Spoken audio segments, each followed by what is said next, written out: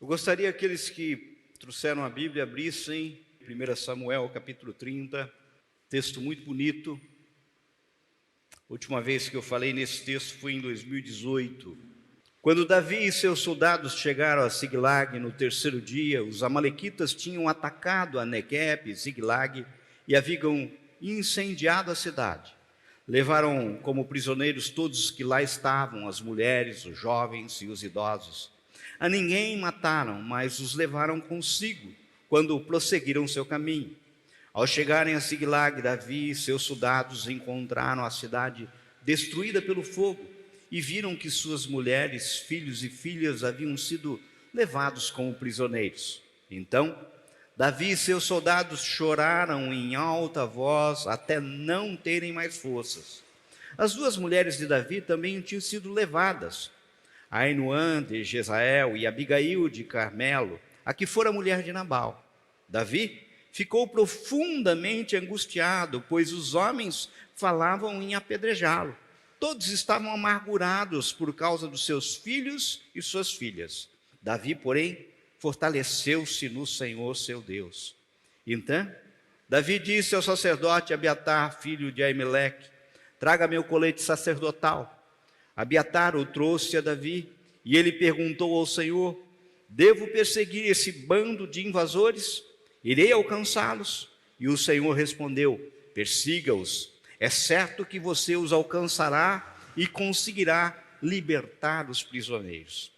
Davi e os 600 homens que estavam com eles foram ao ribeiro de Besor, onde ficaram alguns, pois 200 deles estavam exaustos demais para atravessar o ribeiro. Todavia, Davi e 400 homens continuaram a perseguição. Encontraram um egípcio no campo e o trouxeram a Davi. Deram-lhe água e comida, um pedaço de bolo de figos prensados e 2 bolos de uvas passas. Ele comeu, recobrou as forças, pois tinha ficado 3 dias e 3 noites sem comer e sem beber. Davi lhe perguntou: a quem você pertence e de onde vem? Ele respondeu: sou um jovem egípcio, servo de um amalequita. Meu senhor me abandonou quando fiquei doente há 3 dias. Nós atacamos a Negueb, os quetetitas, o território que pertence a Judá, e o Negueb de Caleb, e incendiamos a cidade de Ziglag. Davi lhe perguntou: você pode levar-me até esse bando de invasores? Ele respondeu: jura diante de Deus que não me matarás, nem me entregarás nas mãos de meu senhor, e te levarei até eles. Quando levou Davi até lá, eles estavam espalhados pela região, comendo, bebendo e festejando os muitos bens que haviam tomado da terra dos filisteus e de Judá. Davi os atacou no dia seguinte, desde o amanhecer até a tarde, e nenhum deles escapou, com exceção de 400 jovens que montaram em camelos e fugiram. Davi recuperou tudo que os amalequitas tinham levado, incluindo suas 2 mulheres. Nada faltou, nem jovens, nem velhos, nem filhos, nem filhas, nem bens, nem qualquer outra coisa que fora levada. Davi recuperou tudo. E tomou também todos os rebanhos dos amalequitas, e seus soldados os conduziram à frente dos outros animais, dizendo: estes são os despojos de Davi. Até aqui, vamos orar? Senhor, fala ao nosso coração, Senhor. Que as palavras que saiam dos meus lábios não sejam de persuasão humana, mas palavras de poder vinda do teu trono, Pai, e transforme nossas vidas, Senhor. É o que oramos, em nome de Jesus. Amém? Amados, vocês bem sabem que as famílias, de modo geral, projeto de Deus, tem sido terrivelmente e constantemente atacada pelo inferno. Mas muitas vezes nós nos perguntamos: o que fazer quando os inimigos tiram a paz da nossa casa? O que fazer quando nos é tirado os nossos bens mais preciosos? Ou seja, a família, ou a paz da família, a harmonia entre entes queridos e a alegria de conviver no lar. O que fazer? O que fazer quando os inimigos tomam posse dos nossos filhos, das nossas mulheres, dos esposos, e os mantêm cativos. Cativos muitas vezes nas drogas, cativos muitas vezes numa vida leviana, cativos muitas vezes na prostituição, na rebelião, em desobediência, na tristeza, na angústia, na doença. Muitas vezes muitas pessoas são cativos da mentira. O que fazer quando as perdas batem à nossa porta? Essa é uma pergunta muito séria. Quando olhamos o texto que lemos, nos vem à mente, antes de mais nada, uma primeira pergunta. Dos versos 1 ao verso 3, vemos um ataque a toda uma cidade, a toda uma família e a família de Davi. Por que a família de Davi é atacada? Nós precisamos entender um contexto. Davi era um homem guerreiro, era um homem que, fugido de Saul, se isolou, e muitos guerreiros também fugidos se isolaram com ele. Começou com 400 guerreiros, nessa altura ele já estava com 600 guerreiros. E eles viviam naquela região e entravam em constantes batalhas. Eles estavam numa batalha, e na volta dessa batalha, um caminho de 3 dias, ao chegarem em casa, eles viram a cidade toda queimada, todos os seus bens saqueados. Ou seja, quando Davi e seus soldados voltam para onde estavam as suas famílias, veem que a cidade foi atacada, incendiada, e que os inimigos tinham levado prisioneiros todos que estavam lá, possivelmente para fazê-los escravos.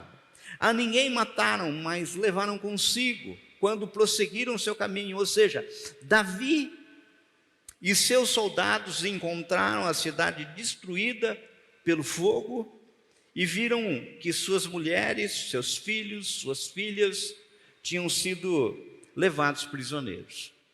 A gente fica tentando imaginar, eu que sou pai, e muitos que estão aqui que são pai, fica imaginando uma cena dessa. Voltar para casa e não encontrar os filhos.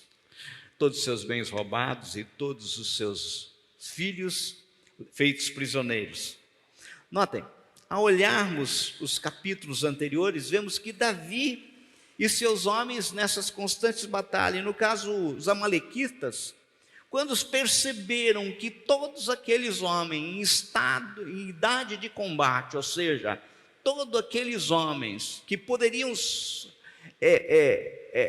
oferecer alguma resistência, não estava naquela cidade. Estava ali o cenário perfeito para o ataque dos amalequitas. Ou seja, os homens de idade de combate tinham ido para a guerra e a cidade ficou desprotegida. Ou seja, enquanto Davi e seus homens estão sendo passados à revista com o exército filisteu, numa batalha tremenda, os amalequitas estão saqueando Ziclague.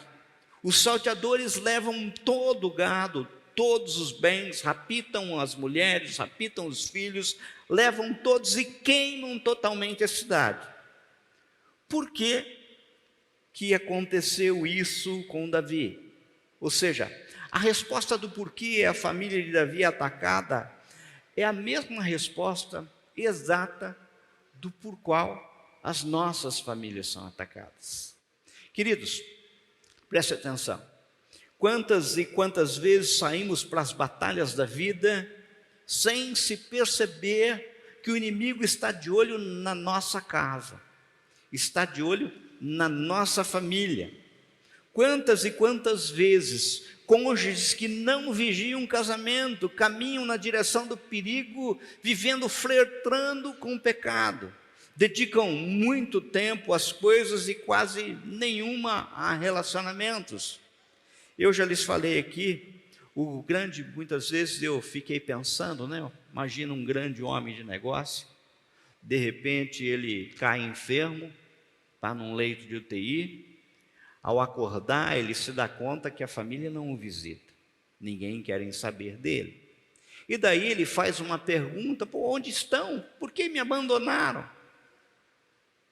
E quando indagado, fala assim: mas Diga-se a resposta. Eu não sei a resposta porque eu vivi para eles, eu construí para eles, tudo que eu fiz foi pensando neles, eu vivi para os meus filhos, eu vivi para minha mulher, eu vivi para minha família.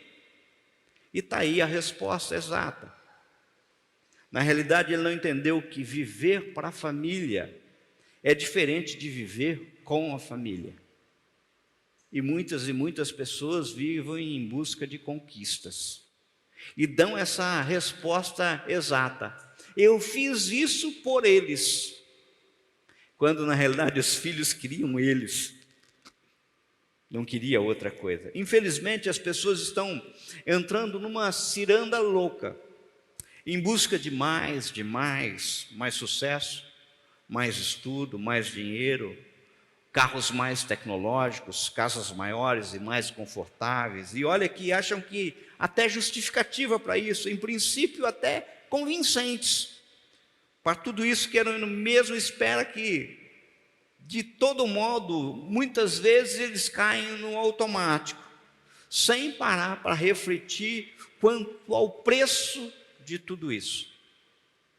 Eu já conheci pessoas hoje muito poderosas nos termos financeiros, vivem dentro de avião de um lado para o outro, e já me confessaram que daria tudo para poder voltar 10 anos de sua vida e fazer um resgate santo em relação aos filhos. E isso se passou, sabe? Quanto ao efeito do valor que tudo isso tem, quanto que verdadeiramente tudo isso ou o que nós fazemos importa.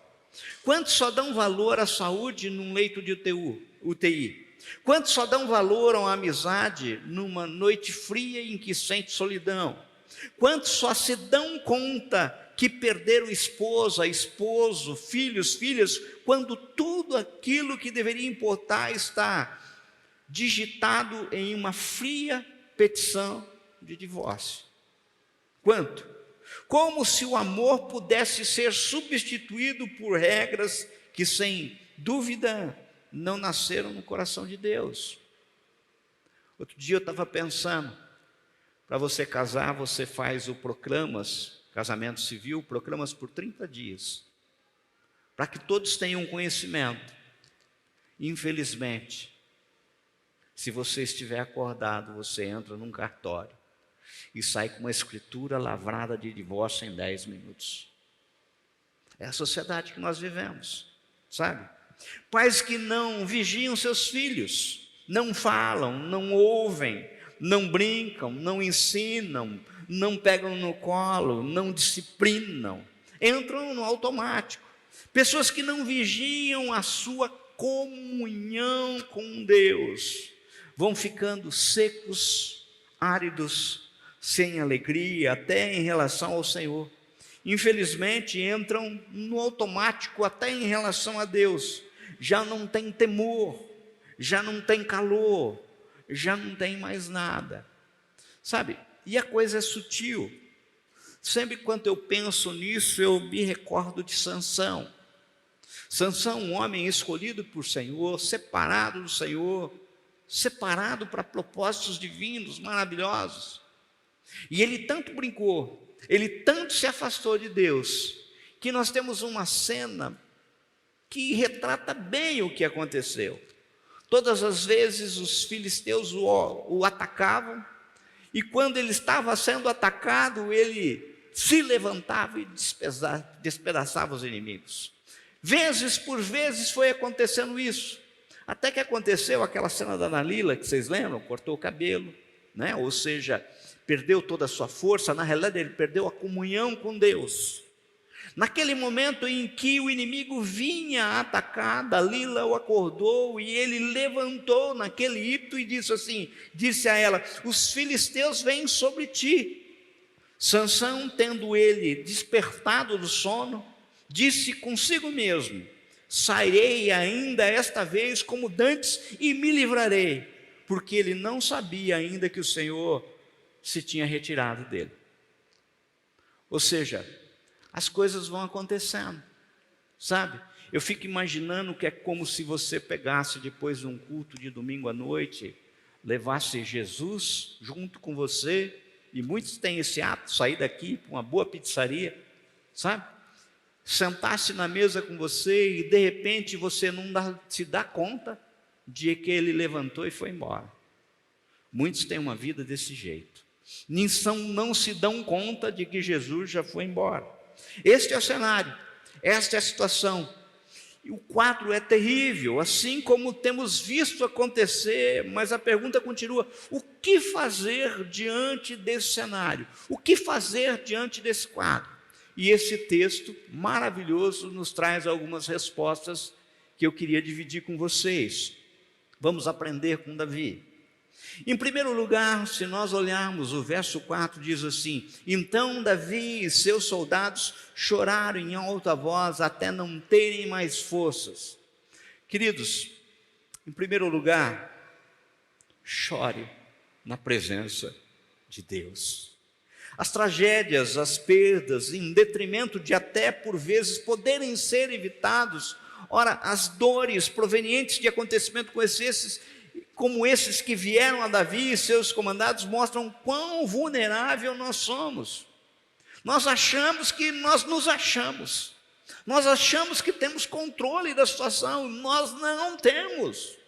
Controle da situação está na mão de Deus. E no caso, o choro, a lamentação, são escapes e remédio para que o sofrimento não nos consuma por completo. Muitas vezes nós precisamos chorar diante do Senhor. É bom chorar, gritar, extravasar os sentimentos que apertam muitas vezes a nossa alma. O choro é um sentimento da natureza humana, um escape da morte produzido pelo sentimento de perda, sentimento de desilusão. É como se a gente falasse assim: o choro é curtir o luto, curtir aquela situação. Davi, quando escreveu o Salmo 6, versos 6 e 7, ele diz assim: estou exausto de tanto gemer, de tanto chorar, inundo de noite a minha cama de lágrimas, encharco o meu leito, os meus olhos se consomem de tristeza, fraquejam por causa de todos os meus adversários. Davi chorou. Agora, vai aqui um alerta. Nesse tempo de choro, a gente não pode deixar que a amargura tome conta da nossa alma, nem a angústia fazer residência em nossa vida. A experiência nos diz que muitas vezes, na realidade, a grande maioria das vezes, a última gota é que transborda o balde.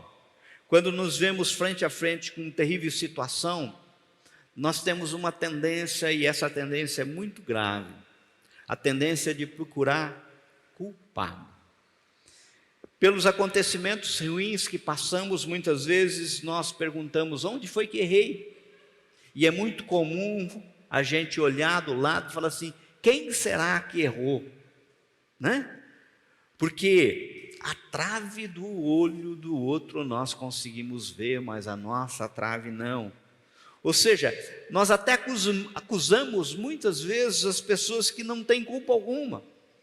Quantas e quantas vezes eu já vi líderes de igreja sendo acusados, já vi pais, já vi esposa, já vi esposo, chefes. Quantas e quantas vezes, por vezes acusamos justamente aqueles que são nossos queridos, que batalham junto com nós. Olha o que nós está no verso 6 aqui, ó. Davi ficou profundamente angustiado, pois os homens falavam em apedrejá-lo.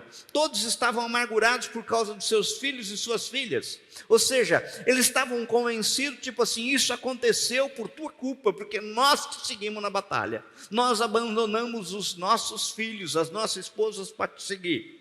Se olharmos o texto, é isso que fica claro. É isso que é o sentimento que tomou conta. Alguns estão tão furiosos que falam em apedrejar Davi. A verdade é que nos momentos de crise nós buscamos sempre achar um culpado. Quantas vezes, em vez de buscarmos entender qual é a natureza daquilo que está acontecendo na nossa casa, com a nossa família, simplesmente declaramos guerra uns aos outros, sabe? Eu queria que você prestasse muita atenção, você que está me ouvindo na tua casa, muita atenção. Marido, o seu problema não é a tua esposa. Mulher, o teu problema não é o seu marido. Pai, o seu problema não é o seu filho. Filho, o seu problema não é os seus pais. Entendam de uma vez por toda qual é a natureza dessa luta. Hernandes Dias Lopes tem uma frase, e eu sempre fico prestando atenção nela. Ela diz assim: toda vez que nós transformamos um aliado em inimigo, nós transformamos um inimigo em aliado. Outro problema muito grande que parece por vezes é tentarmos simplesmente esconder, inclusive esquecer o problema, mascarar a situação. Eu fico lembrando daquela cena do Pumba, Timão, do Rei Leão, né? Cantando Hakuna Matata. Ou seja, os seus problemas você deve esquecer, e tem pessoas que estão passando um inferno, mas não encaram a realidade. Hakuna Matata. Quantas pessoas vivem como se nada estivesse acontecendo, mascaram a situação com viagens, com presentes, mascaram as situações com uma bela foto no Instagram. Vida destruída, mas a foto no Instagram ficou maravilhosa, ficou linda. Meu querido, minha querida, a palavra nos diz de forma clara que a luta do homem e da mulher de Deus é eminentemente espiritual, com os poderes espirituais das trevas, e nessa batalha que se deve centralizar o bombardeio. Olha aquilo que Paulo nos escreve em Efésios capítulo 6, verso 12 e 13. Pois a nossa luta não é contra pessoas, mas contra os poderes e autoridades, contra os dominadores deste mundo de trevas, contra as forças espirituais do mal nas regiões celestiais. Por isso, vistam toda a armadura de Deus, para que possam resistir no dia mau e permanecer inabaláveis depois de terem feito tudo. Amados, prestem atenção. Em vez de buscar culpados, busque compreender a situação. Muitas vezes as pessoas estão nos tratando mal simplesmente porque estão amarguradas. A gente não entende aquele momento que está acontecendo. Veja, o povo de Deus no deserto, quando ficou sem água e com sede, pensou o mal de Moisés. É nisso que nós vimos. Está lá em Êxodo capítulo 17. Entenda, a maneira como olhamos as pessoas muda a forma como nós vemos ela. Guarde isso no coração. Em segundo lugar, olha o que está no verso 6. Davi ficou profundamente angustiado, pois os homens falavam em apedrejá-lo, todos estavam amargurados por causa de seus filhos e filhas. Davi, porém, fortaleceu-se no Senhor, seu Deus. Em segundo lugar, reanime-se em Deus. Amados, não adianta ficar apenas chorando e tentando compreender as pessoas. Precisamos nos levantar e orar, agir, procurar. Em momentos de tristeza, só Deus pode nos ajudar a continuar. Talvez você não consiga ânimo em ninguém, pois vão é o socorro do homem. É isso que o Salmo 108, 12 diz, Salmo de Davi. Mas busque e ame no Senhor, porque Ele te fortalece. Aquilo que Paulo escreveu a Filipenses, capítulo 4, verso 13. E a alegria do Senhor é a nossa força. É assim que está lá em Neemias 8, 10. A gente tem que entender. E no livro de Eclesiastes, capítulo 3, verso 4, diz que há tempo de chorar e tempo de rir, tempo de plantear e tempo de dançar. No Salmo 30, verso 5, Davi nos diz de uma forma bem clara: ao anoitecer pode vir um choro, mas a alegria vem pela manhã. Querido, há tempo de chorar, tempo de parar de chorar. A vida não é feita de choro, mas é feita de conquistas, e o Senhor está pronto para nos oferecer. Nós cantamos aqui, o nosso general é Cristo. Mas nós não levamos isso para a nossa vida no dia a dia, não tem sentido. Por isso, essa noite é a noite de você enxugar as lágrimas e se reanimar em Deus. Faça como Davi. Lembre-se que você tem um Deus que lhe dá a vitória frente a seus inimigos. Davi, lá no Salmo 18, verso 1, 2, ele diz assim, ó: eu te amo, ó Senhor, força minha. O Senhor é a minha rocha, a minha fortaleza e o meu libertador, o meu Deus, o meu rochedo em quem me refugio, o meu escudo, a força da minha salvação e o meu alto refúgio. Essas são palavras de Davi. Levante com fé e diga como salmista em voz alta: apesar de tudo isso, eu não sei qual a situação toda, apesar disso tudo, essa certeza eu tenho, viverei até ver a bondade do Senhor na terra. Espere no Senhor, seja forte, coragem, espere no Senhor. É assim que Davi falou de uma forma bem clara no Salmo 27. A gente tem que buscar força no Senhor. Em terceiro lugar, a gente precisa consultar esse Senhor. Olha o que está, nós lemos no verso 7 e 8. Então Davi disse ao sacerdote Abiatar, filho de Ameleque: traga-me o colete sacerdotal. Abiatar o trouxe a Davi, e ele perguntou ao Senhor: devo perseguir este bando de invasores? Irei alcançá-lo?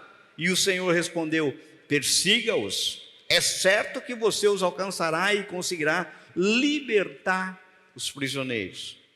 Queridos, em meio ao susto, muitas vezes em meio ao impacto da perda, no meio do choro, no momento em que nossa mente está num turbilhão de informações, de emoções, começamos a traçar a nossa mente estratégias de ação. O que eu vou fazer?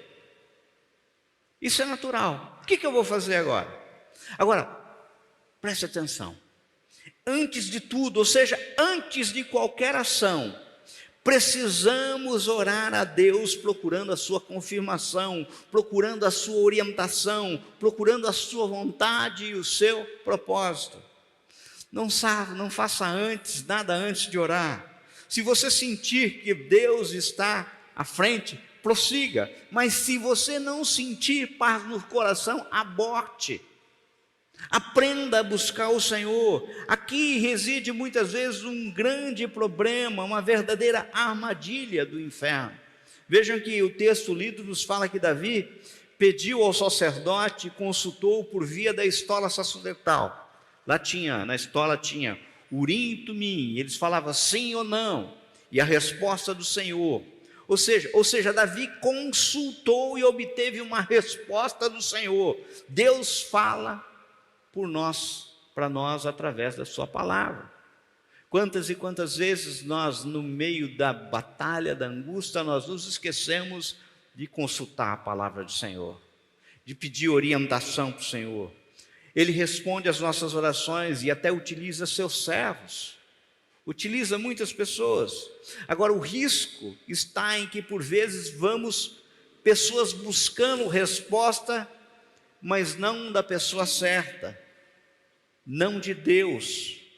Sabe, eu fico imaginando quantas e quantas pessoas ficam tentando de tudo quanto é coisa, sabe?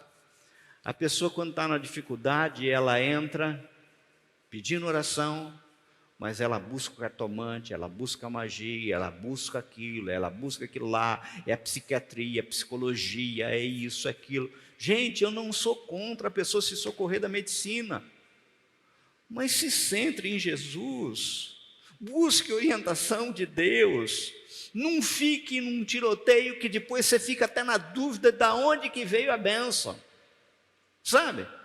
Aprendam de uma coisa: nós temos um Deus que é ciumento, Ele não divide a sua glória, Ele não divide a sua glória, sabe? Muitos e muitos, sabe, vão procurar orientações. O cara está com um problema duro no casamento, daí ele vai procurar a orientação de quem tem experiência no lugar certo. Sabe o lugar certo? Boteco. E com a pessoa que é experiente, rapaz, o cara foi casado 5 vezes, ele é experiente, né? Entendeu? Acho que ele procurou quem? O Fábio Júnior, né? Vamos procurar. Sabe, os caras vão procurar auxílio onde não tem auxílio. Auxílio vem de Deus, vem da palavra de Deus. Busquem no Senhor, sabe? Isso é muito sério, gente, mas isso acontece. Quantas pessoas saem dando tiroteio para tudo quanto é lado. Em quarto lugar, a palavra nos aponta que nós devemos lutar como nós podemos.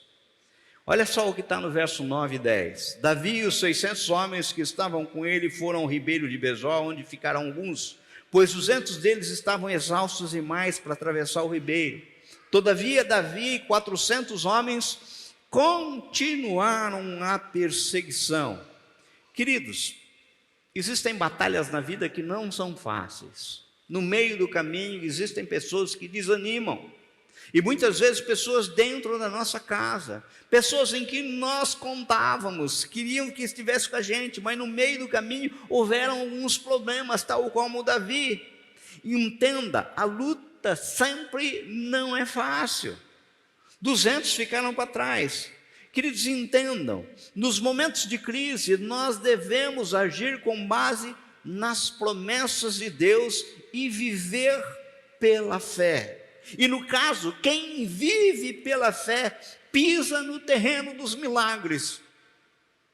Tem coisas em que, se você olhar a circunstância, o cenário não vai dar certo, mas ele já tinha consultado a Deus, ele já havia recebido uma resposta do Senhor, sabe? Para que haja vitória perante aqueles que tentam nos afligir, mantemos cativo aquilo que nos pertence, teremos que agir e obedecer e crer que Deus nos dará vitória.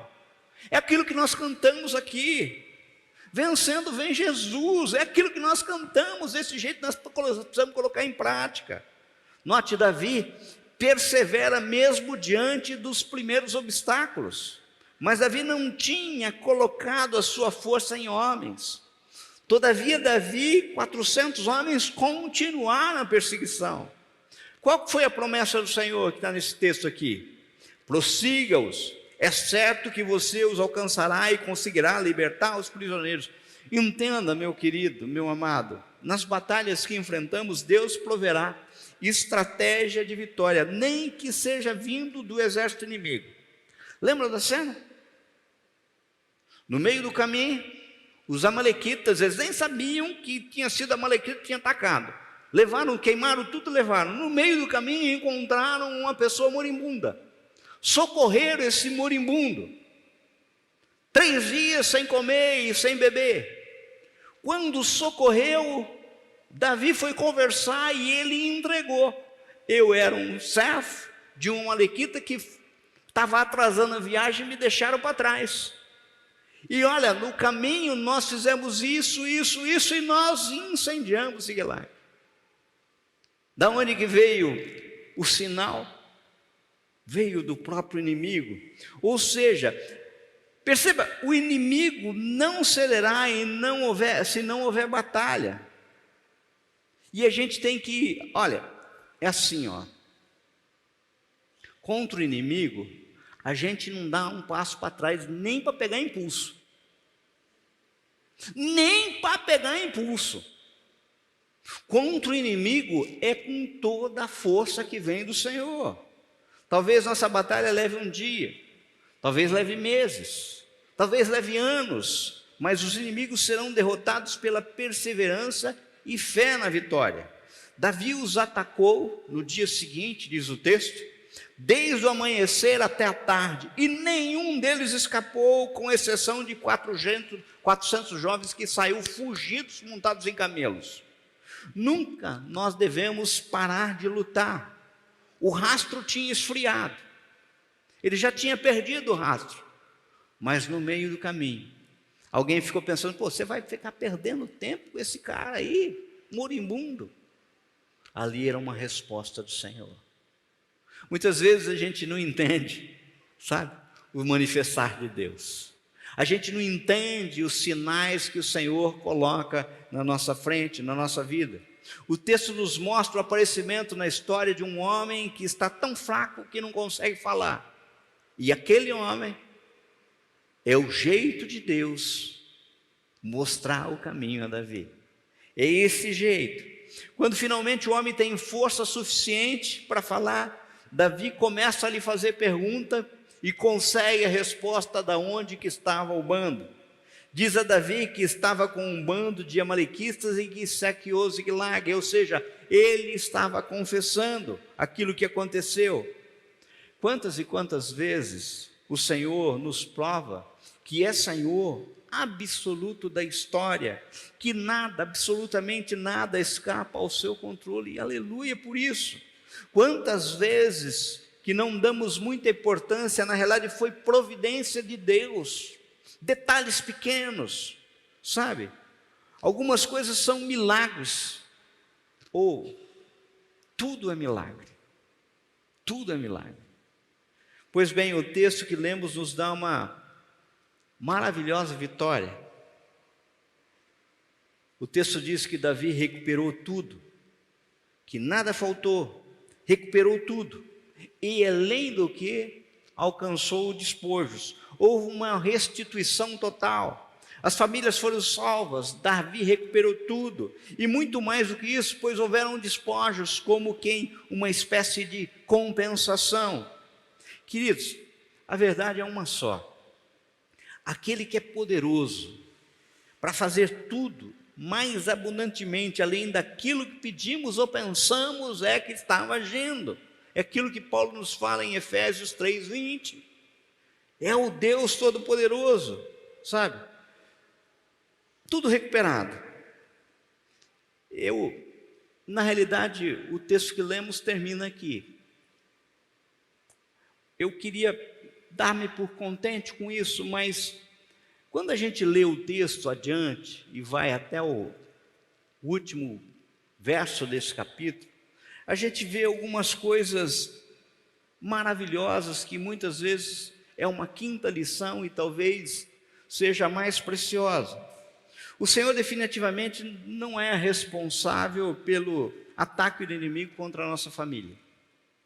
O Senhor não é o responsável pelas atitudes inconsequentes que muitas vezes nós mesmos tomamos, pelas burradas que fazemos para falar bem em português bem claro.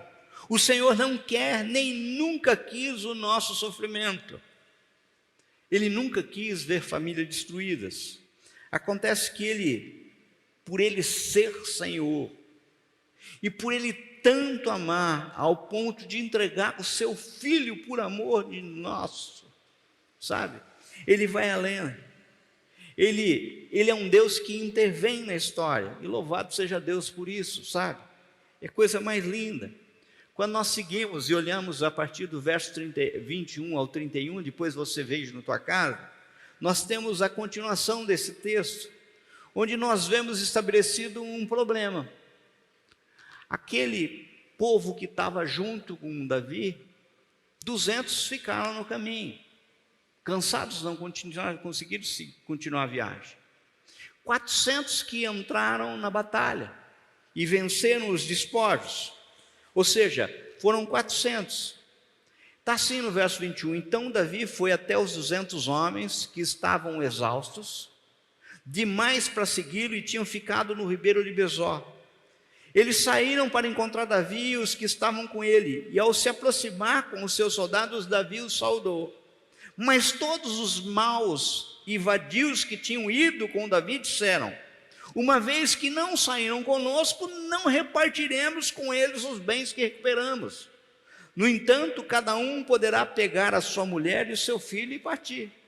Mas daí, a partir do verso 23, nós vemos algo maravilhoso, talvez a razão de Davi ser conhecido como um homem segundo o coração de Deus. Davi respondeu assim: não, meus irmãos, não façam isso com o que o Senhor nos deu. Ele nos protegeu e entregou em nossas mãos as forças que vieram contra nós. Quem concordará com o que vocês estão dizendo? A parte de quem ficou com a bagagem será a mesma de que foi a batalha. Todos receberão partes iguais. Davi fez isso, um decreto e uma ordenança para Israel desde aquele dia. Queridos, nós temos aqui uma quinta lição. Saiba que o Senhor transforma a nossa história, a minha história, a tua história, a propósito de proclamar a glória dele. O que Davi fez? Não foi eu que venci a batalha. Quando é que vocês vão entender que quem venceu essa batalha foi Deus? A glória é dele.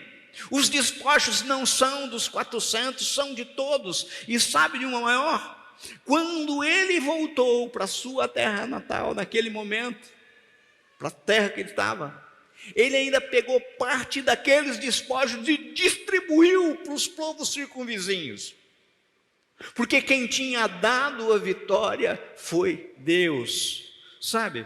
Todos são os vencedores. Queridos, os pais vencem, os filhos vencem, a parentela vence, os amigos vencem. O único que perde em relação a Deus é o inferno. É isso que a gente tem que entender. Pelo que tudo que você passou passa a ter um valor imenso como testemunho do poder de Deus, da misericórdia, da graça, a ação do nosso Deus em nossa história. Gente, quando nós vemos a postura de Davi, é isso que fala, ele deu glória a Deus, ele tinha um coração grato. Queridos, nós precisamos repartir as nossas vitórias dadas por Deus com todos que estão à nossa volta. A gente tem que entender isso. Não há mérito em nossas vitórias, pois o que seria de nós se não fosse por Deus? Eu queria concluir hoje conclamando a você que a igreja toda tenha uma postura de fé, uma postura de adoração, de louvor a Deus. E eu sempre me marcou muito aquela cena do povo resgatado no Egito. E quando eles chegam à margem, na praia, à margem do Mar Vermelho. O cenário retratado na Bíblia diz que são montanhas, Faraó vindo ao encalço, e todo aquele povo ali. O povo começa a murmurar, Moisés fala com Deus, Deus dá uma ordem, toque com o cajado nas águas e diga ao povo que marche. E a coisa foi interessante porque diga ao povo que marche, e com um marchar a água se abriu. Depois que a água se abriu, o povo saiu, passou com pés secos. Do lado de lá do Mar Vermelho, a Bíblia nos mostra uma linda cantoria, festa. Miriam tocou o tamborim, dançaram, cantaram, festejaram a grande vitória que Deus tinha dado. E era legítimo esse cântico, não tenho dúvida disso. Mas eu fico tentando imaginar se esse povo todo, ao invés de cantar hinos de louvores a Deus, do lado de lá do Mar Vermelho, tivesse cantado do lado de cá. Vocês já imaginaram? Fico imaginando eu que 40 anos de deserto não existiriam, porque eles teriam entendido quem é o Deus. Eu fico imaginando que o Senhor teria quase que teletransportado eles à terra que emana leite e mel. E eu queria propor que nesse momento, muitas vezes de dor, nós simplesmente adoremos o nosso Deus, entoemos louvor ao nosso Deus, pois eu tenho certeza que esse Deus, sabe, pode nos dar vitória nessa noite. Eu não sei como é que você entrou aqui hoje, eu não sei como é que você está me ouvindo aí na tua casa, mas o Senhor pode te dar vitória nessa noite. A vitória se dá não com o resultado final, mas com a escolha do lado, sabe? Quando você escolhe o lado que você está, de modo que quem está do lado de Deus já pode ver a vitória pelos olhos da fé. Romanos 8, 37, 39 diz assim: mas em todas essas coisas somos mais do que vencedores por meio daquele que nos amou. Pois estou convencido de que nem a morte, nem a vida, nem anjos, nem demônios, nem o presente, nem o futuro, nem qualquer poderes, nem altura, nem profundidade, nem qualquer outra coisa na criação será capaz de nos separar do amor de Deus que está em Cristo Jesus. Quando a lição que nos vem vem dor, é importante você aprender bem rápido, sabe? Agora, mesmo que isso não aconteça, existe um estalar de dedos. O Senhor pode dar vitória, mas se isso não acontecer, eu saberei que no meu deserto tem um Deus que está junto comigo, e Ele abre o mar. E pelos olhos da fé eu posso ver o testemunho, o resgate de famílias sendo utilizado como instrumentos de Deus para abençoar muitas pessoas. Senhor, ouve do teu trono, Senhor, meu Pai, essa oração como um clamor. Existem pessoas aqui, Senhor, meu Pai, aflitas, com filhos perdidos, com casamento, Senhor, meu Pai, por caminhos tortuosos, difíceis. Pai, existem pessoas, Pai, amarradas. Pai, existem pessoas cativas, tal qual foi levado, Senhor, a família de Davi. Mas o Senhor pode fazer nessa noite como o Senhor fez com Davi. Pai, eu sei que o Senhor já falou no nosso coração. Então, Pai querido, Pai amado, pela Tua misericórdia, vá lá, Senhor, do mesmo jeito, porque foi o Senhor que deu a vitória a Davi. O Senhor usa homens, o Senhor usa guerreiros, mas a glória e a vitória é Tua, Senhor, meu Pai. Faz isso, Senhor, não porque mereçamos, mas faz isso, Senhor, porque o Teu povo clama em nome de Jesus. Que a graça do nosso Senhor Jesus Cristo, o imenso amor de Deus e a consolação do Espírito Santo esteja com todos vocês, Israel de Deus, espalhado na face da terra.